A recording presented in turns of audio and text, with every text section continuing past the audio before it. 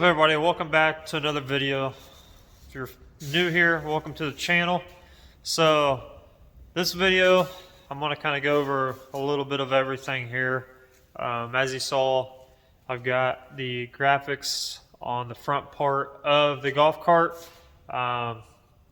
Just went ahead and just did something off the top of my head. Nothing really planned out on this. I did finish up the body and the other pieces. I'll show you guys it in just a second here once I get over there. You probably can't tell inside, but this has got a lot of flake in it. I'll push it outside so you guys can actually see it. But it turned out really, really nice. You can catch some of it right there. You see all that? Yeah. It definitely sparkles out in the sun. Here, I'll just wheel it out there right now for you. But it came out super nice. Really happy with it. As far as what it was and how beat up it was. Here, we'll the better.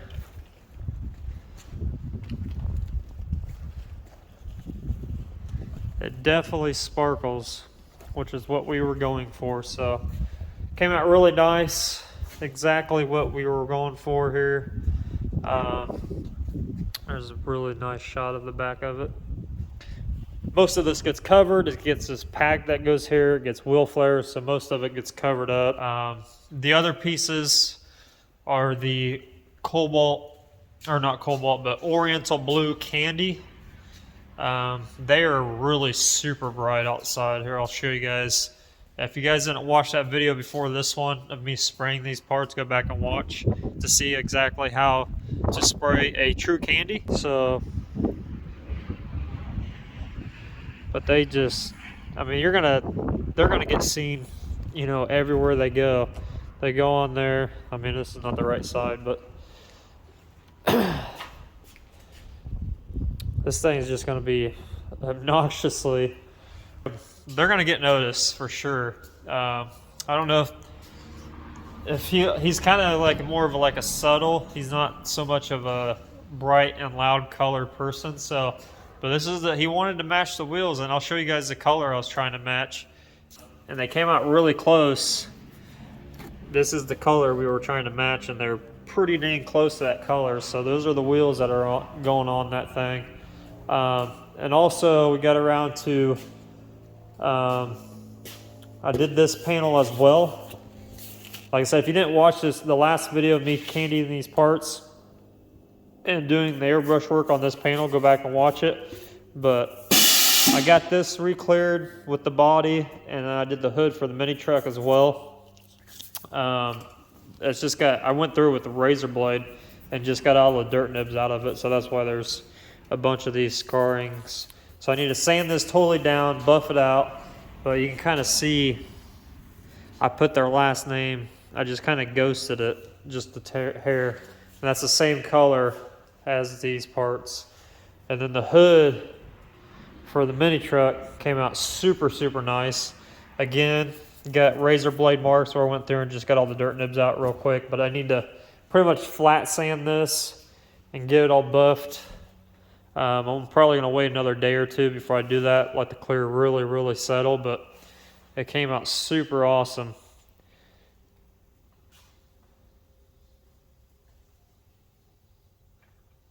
Really happy with it. Think it's going to be a nice addition for the truck. The truck is actually, I've got this truck pretty much all together, and I've got it sitting outside here. Just kind of bake out in the sun, get fully cure. We are waiting on some billet parts he's having a guy make out of Illinois. I believe that's what he said. So, and then his headliner, another dude's making his headliner. I can't put anything interior-wise back together until we get that headliner here, and I can install it because it's a custom sunroof that's on the truck. So it's got to be cut and, you know, wrapped, and it's got to be stretched and glued down. So those are the last things that we have to do to the truck as far as it being completely done. And obviously I'll probably do a final one go round with the buffer one last time, just to final buff it. It's going to a detail shop after it leaves here, just to get it finally fully cleaned, because he's heading straight to a show after he gets it detailed. So we got about another month before that happens. So we got four or so more weeks before it has to be fully done. So the headliner and the interior is going to be the very last thing. So other than that, it's pretty much done. Came out really good, really happy with it. So stay tuned for that video, because I will be posting a final video of kind of like a customer reaction type thing, even though he's seen it, but he's gonna be blown away when it's finally fully done, put together. Those door cards are on it and everything's fully cleaned up the way it needs to be. And also I did paint. I prepped and painted the kind of the skeleton of the frame that comes through the rear body of the bed, just because there was a lot of dirt and just blue overspray and all that stuff that got caked on there. So I prepped it and just shot some regular flat black over it just to make it look new again. Came out really, really nice. So he'll be happy with that. But for right now, what I'm doing is the graphics on this golf cart. So like I said, it was just something that came up. I messed around with tape a little bit. I didn't really draw this out or plan it or anything. So it's just something off the top of my head. But I think it's going to look really cool with everything else. So just want to go over a couple things with you guys on this. So when you're doing this type of stuff, you really want to make sure your tape, you see me come around, just start messing with the tape. What I'm doing is I'm pressing it down. So because this is not clear coated, the original color of the body here, it's not cleared. So anything that creeps underneath of this and gets on the original color, it's pretty much game over unless you can hide it. So you really want to make sure your tape is down fully, or your fine line tape is down fully. So I'm just constantly going around here, because with the weather, if it's hot, if it's cold, tape might not stick as well. And then the wet paint on top of that, it is going to probably lift in some areas after a while. So I do need to put like 1 or 2 more coats of silver on this. And what we're going to be doing is, once this is all silver, we're going to make some more of that candy blue up, that oriental blue that's on the other parts, and we're going to candy blue all this stuff in here.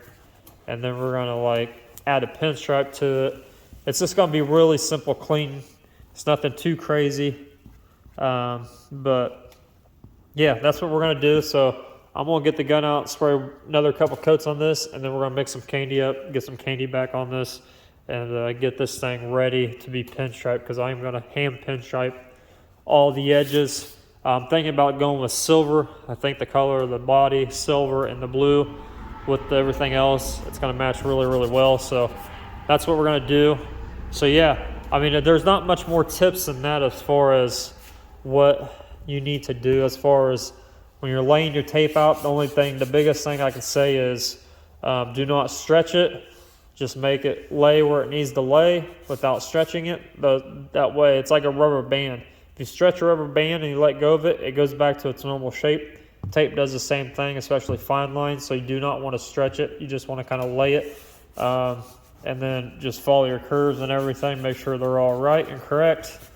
If you're doing anything symmetrical, make sure a ruler or whatever you want to use. Trulers is a good one if you want to do something symmetrical to make sure everything's right on both sides. Or you can use the pounce method like I did on the truck. So yeah, I'm just going around here just double checking everything before I put that final couple coats of silver on. And then as you can tell, I'm really pushing on this silver. I just sprayed it like maybe 4 or 5 minutes ago, and it's already dry. I wasn't really hogging it on there. What tape does, if you start really putting a lot of paint on it, it could creep underneath. It could lift the tape up because it's wet. Air pressure can sometimes get underneath the tape and blow paint through it. So I go pretty light on my coats, and then once I know everything is down, I'll kind of put 2 last heavy coats on it. That way nothing is going to show up that doesn't need to be there, because like I said, this thing is not clear coated, so if anything gets on that black, that's on here, it's pretty much game over. So yeah, but yeah, we're gonna go ahead and get all this done, and then we'll mix some blue candy up. I want to go through on how to mix up a candy concentrate. For you, those that don't know how to do it, this is the way that House of Color recommends. Now, if you've been using House of Color for a while, like I have, you would know back in the day we used to mix a KK with SG100, which is like an intercoat clear system, and then you reduce that. Well, now they pretty much are trying to get rid of the SG100 for whatever reason and go with Transnib. I don't have my sticker for this can, this gallon can. I get this in a gallon because that's how much I use it. The sticker fell off, but it is what they call Transnib. So Transnib is pretty a clear base coat is what I want to call it. For any of you OEM collision painters, you know what a wet bed is. A clear base coat. It's exactly the same thing pretty much, just House of Colors version of it. Now the differences between SG100 and the Transnib is, I'll tell you right off the bat, the one thing you're going to notice. For one, it makes everything. This is how you technically make a candy base coat, a KBC through House of Color.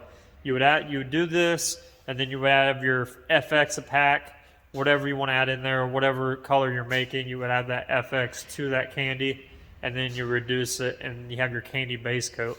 But I don't add any of the FXs, so I just kind of eliminate that unless I'm doing it that way. So Transnib, what it does is it keeps everything suspended. It lays down a lot smoother.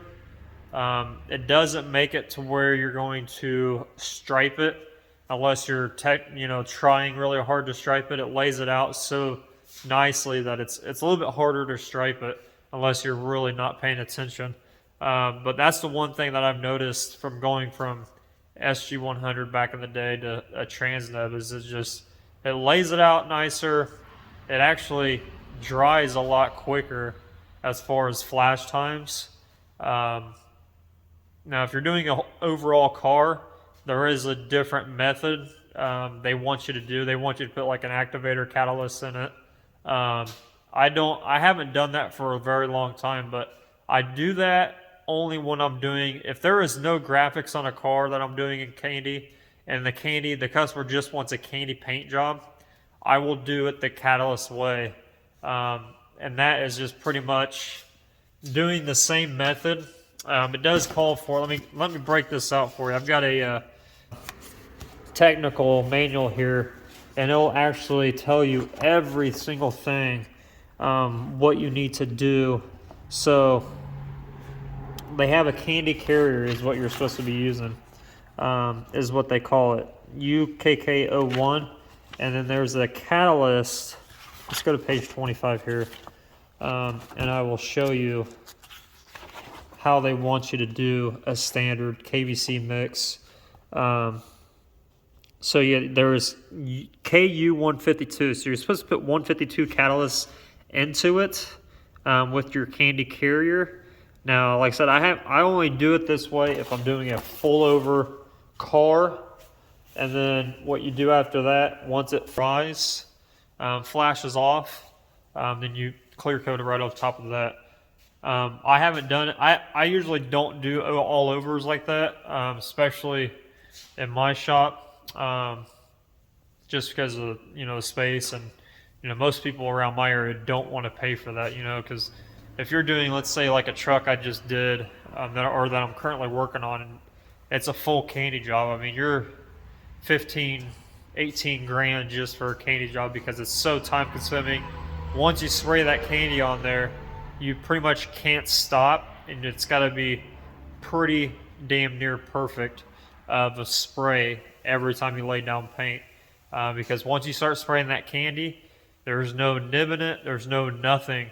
It's pretty much got to be perfect, and a lot of people aren't willing to pay for that because that's time that I've got to put into it to make sure it's perfect before you do anything else and clear coat it. So yeah, but like I said, that's the only time I use the catalyst is if I'm doing just one color as a candy, and it's got to get 8 to 9 coats of candy on it to get it to that color that the customer wants. So the way the is so the way it is it's 8 parts of the transneb to 1 part KKO4, and then once you have your mixture made up, no matter how much you're making here, you want to reduce that mixture 2 to 1 with the reducer. I always use medium reducer. Unless it's freezing cold, I'll use fast sometimes. But I hardly ever use slow unless I'm doing it all over on a car and it's really hot outside. But yeah, that's how you mix up your candies. But yeah, it's pretty simple. I just want to run that through you guys. Like I said, if you want to throw an FX pack in there, this is what these are. The FXs are different. They're all different. You got your Snow Whites, you got, Gold Rush, and you go through your chip charts. It'll tell you which one to use with what to get what color you need. So it's pretty simple. It's not very hard to mix up. I know there's a lot of questions online about how to mix up a candy. A lot of guys are still using the SG100 if they can get it in their hands, and that's fine and dandy, but I'm telling you right now, transneb, hands down, it's 10 times better. I don't know what they put in the stuff, but it's awesome. So use a transneb after your silver or your base coat, whatever color you're going to put underneath before you put candy on it. That's what you want to do. So this is pretty much, I went ahead and put 3 more coats of silver on top of this, and it's pretty much ready to be sprayed. So, it's kind of still tacky a little bit, but not too bad. So what I'll do is I'll blow this off real quick, and when you're doing this, especially, this is kind of like a small area, but it's probably going to take 4 or 5 coats of candy to do this. So it's a little bit different than doing a whole panel. I'm going to treat it as a whole panel though. I'm just going to go from top to all the way down to the bottom. Your overlap, you want to be anywhere between 80-85%. A lot of people say it's 75%. If your gun's set up properly, 75% is fine. Been doing it for a while and that works for you, great. I kind of tighten it up a little bit and I go a little bit extra to 80-85% gap for your passes. And then, my rule of thumb is that far away from the panel when you're doing it, all you do is pretty much hold your pinky and thumb out, however far away is to the panel. That's how far away you need to be. Pretty simple stuff. Just want to watch what you're doing and make sure you're even on the coats throughout the whole thing. That's why I do a little bit tighter gaps to make sure the whole thing is even. So I'm going to go get to spraying this, and we're going to get some candy on this thing.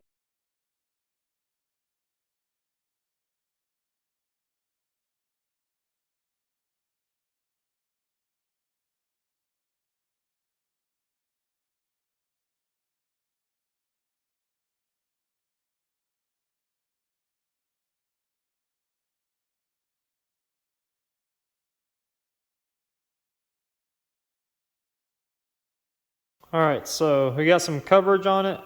I've got my heat lamp on this. I'm actually going to back it away a little bit, but this is going to help get this stuff nice and dry, because what we're going to do is we're going to unmask this and continue the design. So once this is fully dry, peel the tape off of it, continuing on to the next step of the design. You can kind of see it's a really nice color. You wouldn't think that when you mix up Oriental blue, I've known this just because over the years how many years I've used it, but it's like a royal blue, like a deep dark blue. When you mix it up, it's almost the same consistency as the cobalt blue, but they're 2 totally different colors. This Oriental blue kind of goes to like a ocean blue. It's got more green teal in it. Now if you put a lot of coats on it, obviously it's going to get darker and darker and darker, but like that cobalt blue, it gets super dark, super quick, and it's always fun. It's always baffled me because they look exactly the same in the cup when you mix it up, but when you spray it, they're two totally different colors. So yeah, just never judge it by what it looks like until you spray it. Obviously it matters if you're spraying over a silver or whatever base coat you're going over, it matters a lot, but yeah, you just never think it creates a really different blue when it looks exactly the same in the cup. So I'm gonna let this dry. We'll come back and we'll get ready for round 2. All right, so I got all the tape off and got my second layer of design done. Just kept it really simple. This one's going to go straight silver. So with this one, it's going to be on top of some of these, it's going to go underneath of them, it's going to go on top. So I'm going to figure all that out once I start taping it up. We're going to fine line, or not fine line this, but we're going to outline this with 3/4 tape all the way through. And then that's when I'll decide what areas I'm going to fine line and mask up on the blue side of things. So I'm going to do all that and we'll pick it back up and we'll get it ready for paint. We're back, got everything masked off, decided what areas I want to go over and go under. So the next step is when you get everything masked off and you're ready for paint, if you have graphics that go on top of other graphics, there's better ways to do this, but this is how I did this. It was quick for me, took only a couple minutes. Anything that you're going over, any of these graphics that you see down here, because there is paint buildup, there's going to be edges. So you don't want to just spray your paint right over it. You want to actually go in. I took some 800 on my block and I just blocked it all out. That way it's nice and smooth, because what's going to happen if you don't go ahead and soften your edges and block it back down is you're going to see that line from the edges, and it's going to probably have a little bit of a hump because you got paint depth buildup in those areas already. So that's something a little bit quick lesson if you are doing graphics that overlap. A lot of guys will put like intercoat clear and let it sit for a couple hours and come back in and sand it down and get it somewhat flat, or you can re-clear it. And obviously you want to kind of, when you're doing a design like this, you want to make sure you're going through and laying everything out at once and spraying everything at once. So there's some little bit of a learning curve on how to do tape out designs that are having designs on top of other designs, because you really want to keep that in mind when you're first laying out your initial tape. But with this golf cart body, I'm just kind of winging it. I didn't have any design in my head. I'm just kind of going with the flow of it. And once I get one layer done, I'll look at it and I'll decide if I want to do another one. So this is a quick and easy way of how to do that. To get these edges down is just block it out with some 800. Obviously you got to have your paint they had before on here really, really dry, or else it's not going to do anything. You're obviously not going to be able to tape over top of it either. So you just want to make sure it's nice and dry and it blocks out really, really easily. It doesn't take any time at all to do it, but like I said, you really want to keep in mind when you're doing graphics, keep that design process in mind. That way you're not having to go back and do this type of thing, because if you're doing a big overall project like that truck that I just got done, where you got multiples and multiples, you really got to think about what you're doing and what step goes next, and therefore and so forth. So yeah, it's a little bit of a taping lesson. So I've got it already cleaned off, I got it tacked off, I've got some silver spraying ready to go. So just gonna blow it off real quick. I'm gonna lower my air pressure down a little bit more as well, because I don't want silver just to go everywhere. Silver, if you've ever sprayed silver around, if you've ever sprayed like a color that has a high metallic, even though you don't see it, when you go to clear something or if you go and clean something off again, you will see those metallic kind of sparkles just lay everywhere. So make sure everything is taped up really nice, because it will go flying everywhere. So that's just a little bit of advice from me to you. So I've got this cranked down. I got my fan pattern cranked down as well, because we're not blasting a big area. So we're just going to take it nice and slow and just build it up over time, and just let it flash off. So just kind of barely. You don't want to go in there and hammer it either.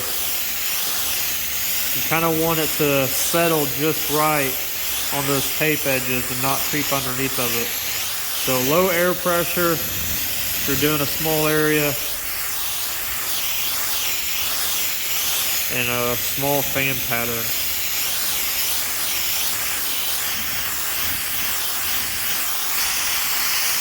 I'm going to hit it with some air, let it flash off.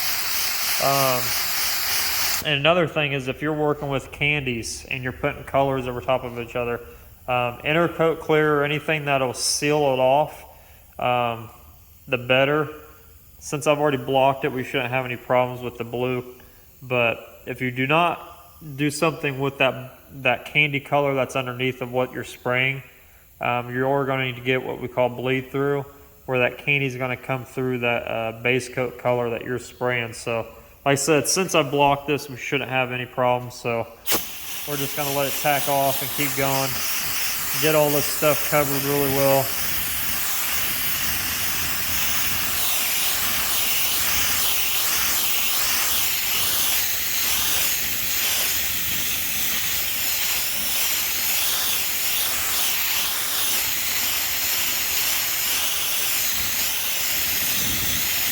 And just, you're always keeping in mind to watch your tape. Always just watch that tape.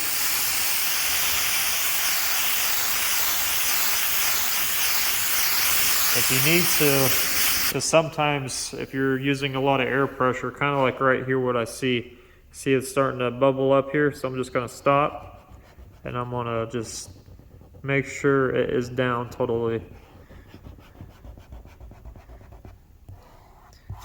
And that's one thing about using solvent paints. They dry really, really quick. So you can kind of get back in there if you need to use your hands on anything and just push stuff back down or whatever you need to do.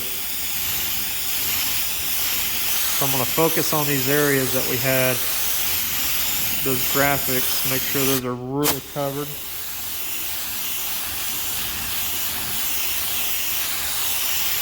Because like I said, I don't want that blue coming back on me.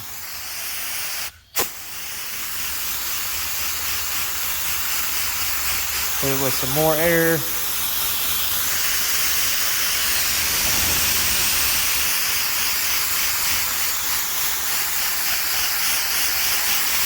And then what I'm going to do is I'm going to let this dry for about probably 10-15 minutes. I'm going to put my little heat lamp back on it, and then we're going to unmask this. But I'm going to put probably one more coat on it, and then we're going to get it unmasked, and then we're going to go to the next step. All right, so we got everything unmasked. It's all dry, really, really nice. So now is time to do our drop shadowing. So the way I do drop shadowing is I got to pick a side. Pick how you want the sunlight to hit this, whether you want it face on, from the left to the right. On this particular piece, I think I'm going to have it come from the left. So that means everything on this side is going to get a drop shadow. So the way I want to start this is I'm going to start from this side to the right. So if it's got anywhere it needs to be overlapped, like right here, it's going to get a drop shadow. Anything right here, it's going to get a drop shadow, so on and so forth. So it's not really too complicated of a design, so there's not much to go with it. So I'm also going to be doing drop shadow within this color we have here, because once it's cleared out in the sunlight, you're going to see that drop shadow. I'm going to show you what I mean by that. So I'm going to start with this one. So since this is over top of this silver, it's got to get a drop shadow right here, but I'm going to continue it all the way down. I've already got over reduced black in here, so it's already ready to go.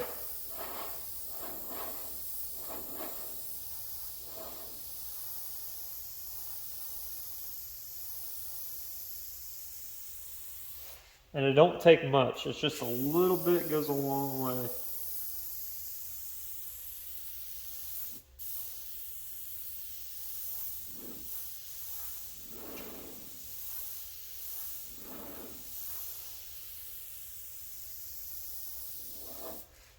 See? You see that little bit of a shadow right there? You probably don't see it right now. I can barely see it when I'm painting, but I also went along the black that is apparent that shows black to you, but it's actually not black. It's got a lot of blues and a little bit of purple in it, so it's going to look really, really cool once it's cleared. So now we're going to go to the next step. This silver is over this blue, so we're going to do this.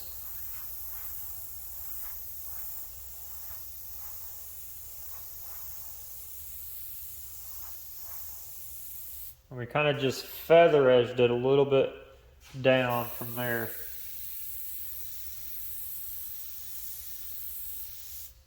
Because the way shadows are, you got to understand how they hit, so it doesn't need to be dropped down or doesn't need to be really tight. And a lot of these areas, it needs to be a little tight, especially when you get down towards the circle here. I'm going to call this a circle, this half circle. You want to bring it in really super tight, not so much of a drop shadow.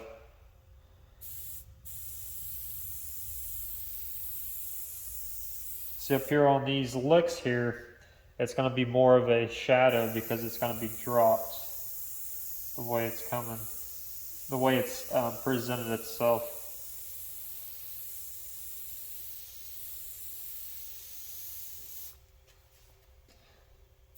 So I'm going to do the same to this one.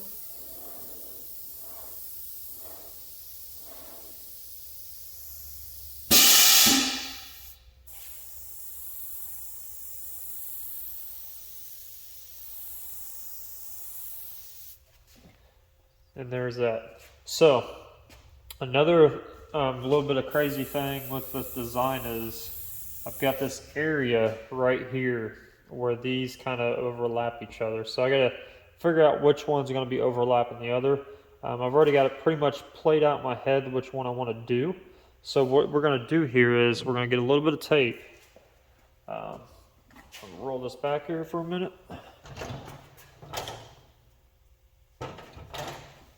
We're going to get our fine line. We're going to get some tape because we're going to be ever so slightly hitting that edge.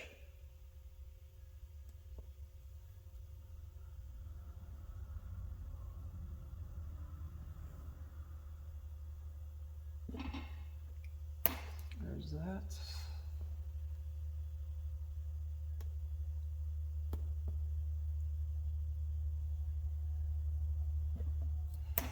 There's that.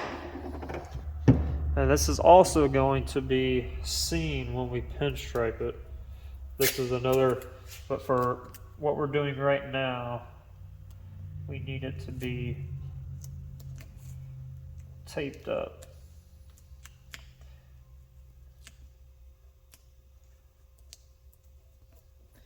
All right. I like that.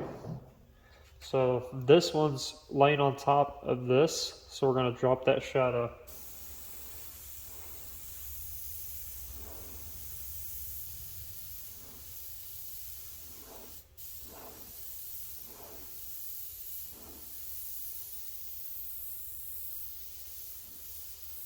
And follow it up with the other one. I want to very so lightly hit this edge before I forget.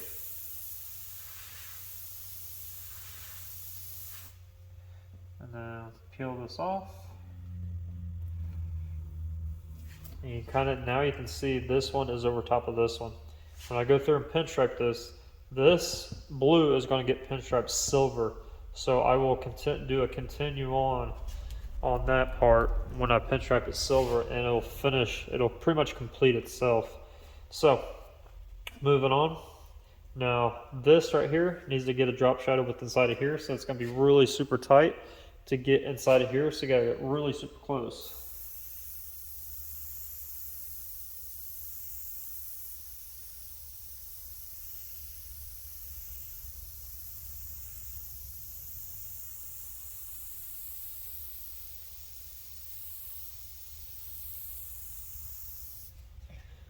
All right, just a little bit goes a long way. And then we're gonna do this.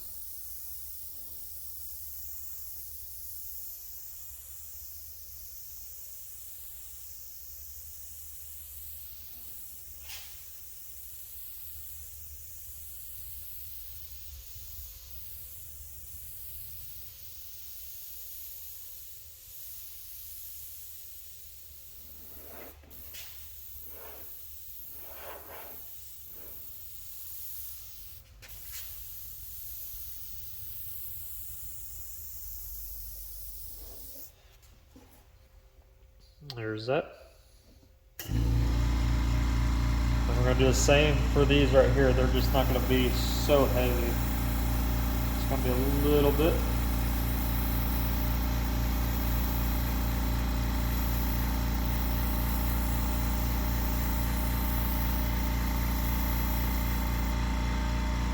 Just enough to where when we clear this and get it out in the sun, you're gonna see it a little bit. So this one kind of goes straight and then it curves. So you want to kind of catch that curve more than you want to do the straight part. Because the way the light is coming from the left to the right, that sun's not going to really cast a shadow right here. It's going to be more towards this area. So I'm going to start up high, kind of follow in, kind of let it drop down a little bit, and then tighten it back up at the bottom.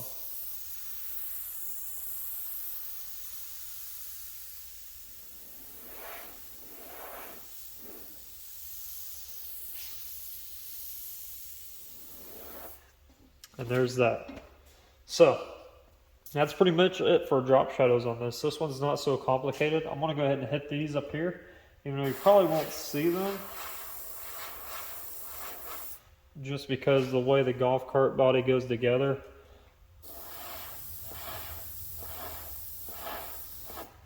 There, it just gives it a little bit more of an illusion that this blue is over that and that blue is over that silver piece. So yeah, that's pretty much it. I mean, I'm gonna keep it just nice and clean, and then we're gonna go to, probably gonna clear this once, and then we'll do the pinstriping over the clear coat. I haven't really made up my mind yet, but I know the blue's going to be a silver pinstripe, the same almost silver as this, so it kind of contrasts each other perfectly. And then I want to pick a blue for this one, not so much this blue. This is a candy, so I can't really pinstripe it with that, but I'm going to try to get a blue that's similar or close, maybe a little bit more vibrant to go with this to kind of do a contrast color with them all. So we're going to let this sit, let it dry. I want to get the pinstripe brushes ready. All right, so it's been a couple days. Got this thing cleared, sanded back down. I put about 3 coats of clear on the graphics and then like 2 coats over the entire thing. So I've already got it prepped, sanded, ready to go, cleaned up. Just got to tack it off real quick. Might as well do that right now. So just to get any of the dirt and the lint off of it. And she is ready to pinstripe. So I am no expert on pinstriping, but I can pull it off pretty well for not knowing too much about it. So it's just going to be something simple, nothing really crazy. I'm going to go over the products that I'm going to use. First off is the brush. I'm using a MAC 00. It's just the one I use the most, just to be pulling, you know, straight lines, nothing too crazy. Got some striping reducer. When I do this, if I'm doing something small such as these, I'm not really pulling very long lines, so I might just put maybe, you know, a little bit. I mean, I'm talking like 1 drop of reducer in the paint that I'm using, and I do that when I'm paleting my brush. So don't want to overdo it. If you're doing something really long, like if you're pinstriping a very long car, obviously you want it to flow out more, but you do not want to over reduce it because you're going to thin it and it's going to run on you, and that's not a good thing when you're striping. So you want it a certain consistency, and that just gets developed over time of using it and practicing. So like I said, I've been doing it not for very long, but I used to pedal with it back in the day, and I've been around people that have done it for their whole life, so I know just enough to get me in trouble pretty much. So another big thing is you want a palette. When you're paletting your brushes, you don't want just any pages. Like these pages in here probably won't work. You want something that has like a really glossy page to it, because paint is going to pick that up and it's going to start turning colors on you, especially like a newspaper or anything like that that doesn't have any protective film over it. It's going to just pick up all that ink and it's going to transfer into your paint. So always want something that's really shiny and laminated over top of it. And these are just pages I've got. I've already used one side, as you can tell, and I've used this already too, but I just reuse pages like this. So anything like this will work because you want a smooth, slick surface. And the two colors that I'm going to be using is a U12, which is just a silver, and the U31 from House of Color, which is just an aqua color.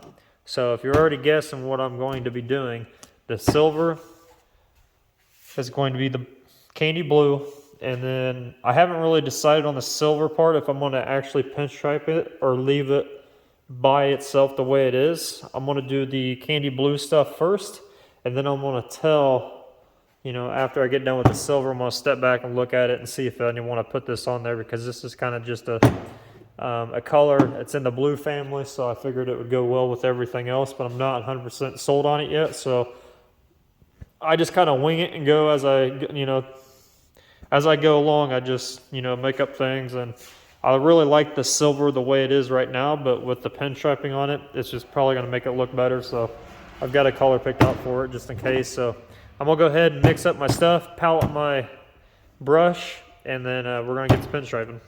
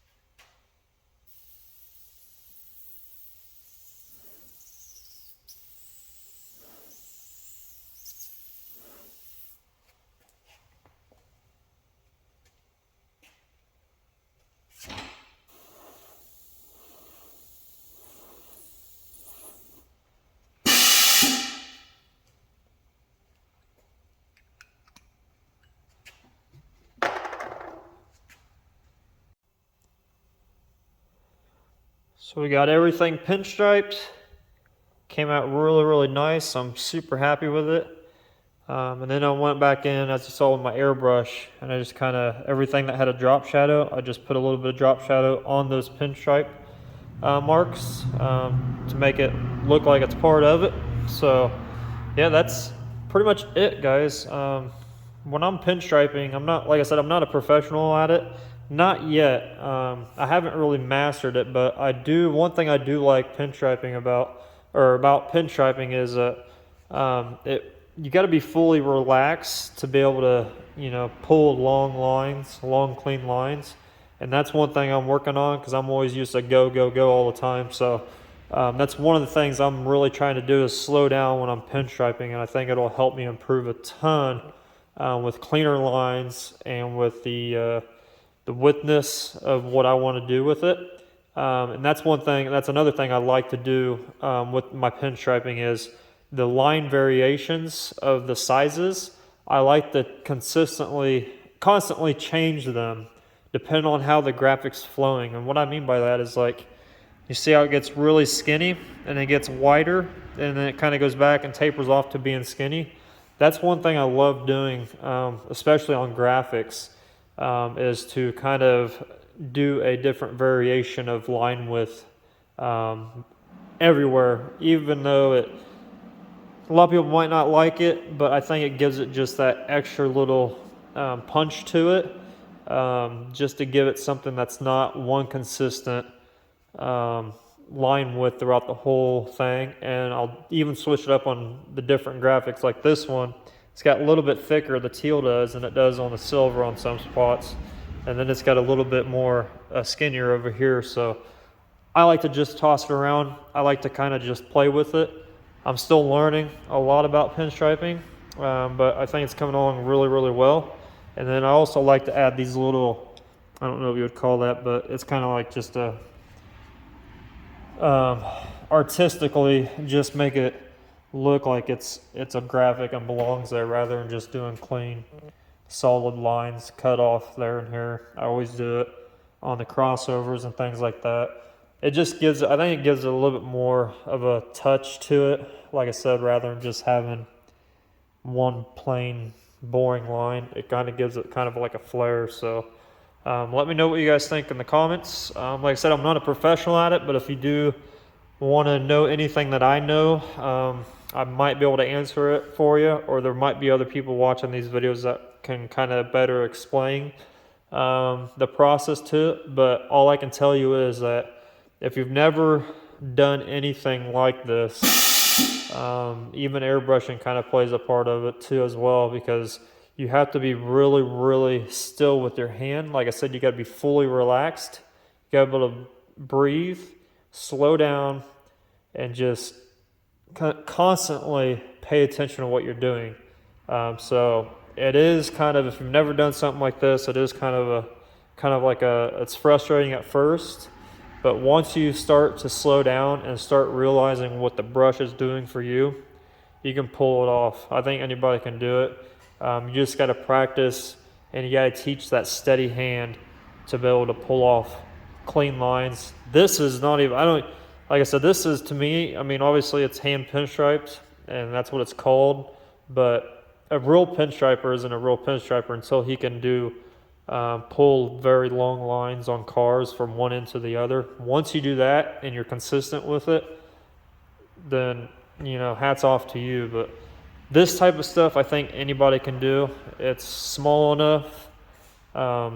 You can kind of get away with what you want to do with it. So that's what I like about it. So that's pretty much it, guys. Everything is, it's kind of cold out here, but everything, I'm going to let this dry for probably a good hour. It is kind of cold out today. So I'm going to let it dry. I'm going to clean it off, and then I'll be re-clearing this front piece probably later on today if it does warm up. If not, I'll do it tomorrow first thing. And then it's cut and buff time on this golf cart, and then the customer can come get it and it'd be done. So I'm really happy with the way it turned out. I think his family will be too. I don't think they were expecting this at all. So gives a little bit of, it's a little bit nice to do something for somebody that, you know, isn't expecting something, and you kind of give it to them and they're blown away by it. So all in all, I like it. Came out really, really nice. And like I said, I'll start clearing this stuff probably later today or tomorrow first thing. So if you guys want to know anything down in the comments, comment down below. I'll be happy to answer anything for you guys. And that's it, guys. So next video, I'm not really sure what I'm going to be doing. I've got a full complete changeover on the SRT Ford Neon that I have. I'm going to be doing a full custom turbo kit on it. I've got all the parts for it. I know it's going to take me a while, and I'm contemplating, since I'm going to be having most of the engine torn down to do this swap, that I'm going to probably go ahead and try to paint the engine bay. So that may be the next video. If not, I might have something in between there coming up, airbrushing wise, pinstriping wise.